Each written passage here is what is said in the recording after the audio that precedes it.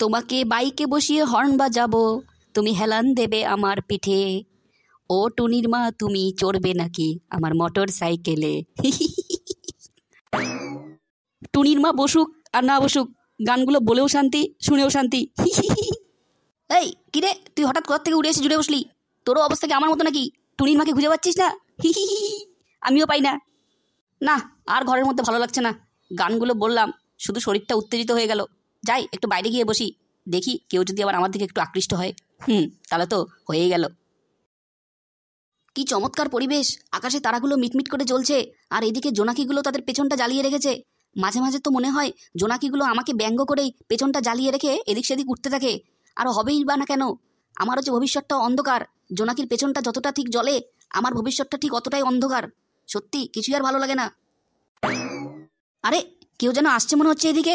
দেখি তো ভালো করে কে আসছে। এই, কে কে কে? টুনির মা নাকি? না না, আমি টুনির মা না, আমি টুম্পার মা। তা এত রাতে তুমি এইদিকে কেন? কোথাও যাচ্ছ নাকি?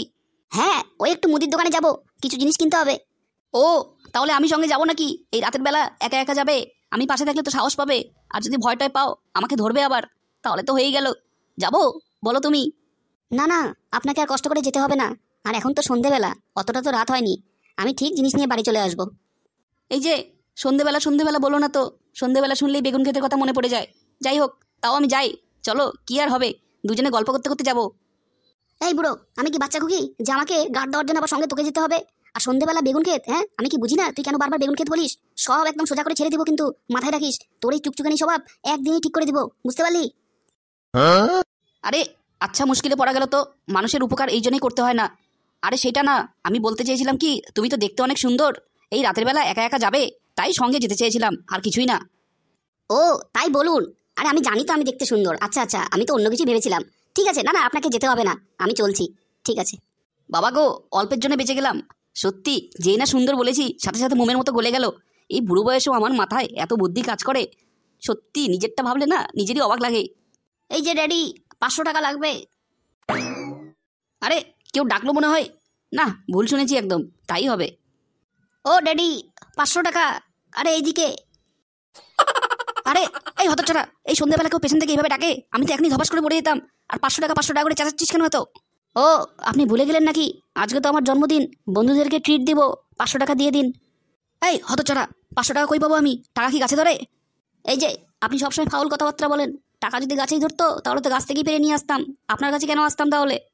আচ্ছা ঠিক আছে, 5 টাকা দিবনি। 5টা চকলেট কিনে 5 বন্ধুকে ভাগ করে দিস, ঠিক আছে? 500 টাকা লাগবে, 1 টাকাও কম নেব না। দেবেন কি না সেটা বলুন। যা, 1 টাকাও দেবো না, যা করার আছে করে নে। ঠিক আছে, আমি বাড়িতে গিয়ে এখনই মাকে সব কথা বলে দেবো। কি বলবি তুই?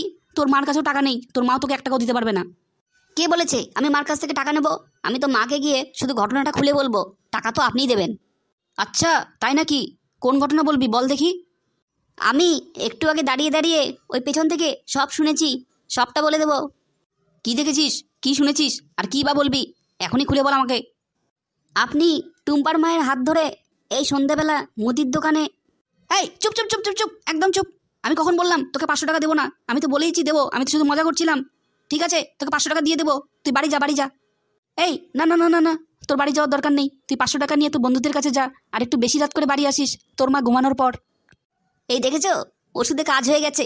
সত্যি, এইরকম অভ্যার্থ ওষুধ যেন মাঝে মাঝে আমি পাই, তাহলেই তো হয়ে গেল। এই দেখেছো, এই জন্য আমি প্রথমেই বলেছিলাম, জোনাকির পেছনটা যেমন যতটা উজ্জ্বল, আমার ভবিষ্যৎ ঠিক ততটাই অন্ধকার।